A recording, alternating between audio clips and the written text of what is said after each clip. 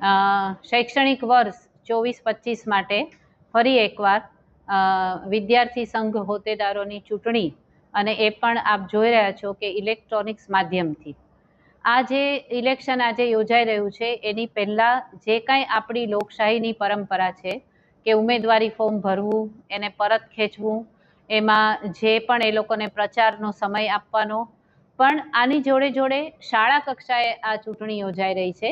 એટલે વિદ્યાર્થીઓની કક્ષા અને એમની જે મર્યાદા છે એને ધ્યાનમાં રાખીને એ આપણે શું કહેવાય ઇલેક્શનના પ્રતીક હોય એટલે ઉમેદવારના પ્રતીક હોય એ બધામાં આપણે વિદ્યાર્થીઓને થોડા સજ્જ કરીને કે ભાઈ કઈ વસ્તુનો ઉપયોગ કરવો જેથી કોઈ અન્ય રીતે આપણને કોઈ હાનિ ના પહોંચે, અને પ્રચાર માધ્યમથી વર્ગમાં વિદ્યાર્થીઓને પ્રચાર કરી અને એ લોકોએ જે કાંઈ પ્રક્રિયામાંથી પસાર થવું જરૂરી છે એમાંથી પસાર થઈ અને આપ જોઈ રહ્યા છો કે દરેક વિદ્યાર્થી આજે લેપટોપથી એમનો ઉમેદવાર પસંદ કરે છે, જેથી જ્યારે આની ગણતરી અથવા તો વિજેતા જાહેર થશે ત્યારે જે કાંઈ આમાં આપણને પારદર્શી પરિણામ મળે છે, જે લેપટોપથી જ ગણતરી થઈને પરિણામ આવે છે એ જ વિદ્યાર્થીઓને સીધું જાહેર થશે.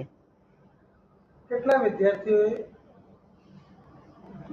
વિદ્યાર્થીઓ 700 ના ઉમેદવાર કેટલા છે?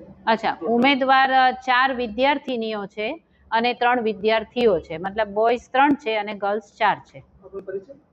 હું આચાર્ય અંબે સ્કૂલ માંજલપુર, ગુજરાતી માધ્યમ, આરતી જોશીપુરા.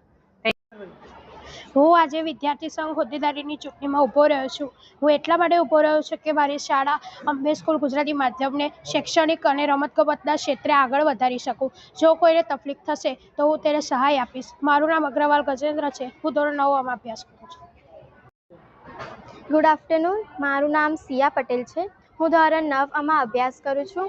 અંબે સ્કૂલ માંજલપુર ગુજરાતી માધ્યમમાં વિદ્યાર્થી સંઘ હોદ્દેદારની ચૂંટણીમાં હું હેડગર્લ તરીકે ઉમેદવારી નોંધાવી છે.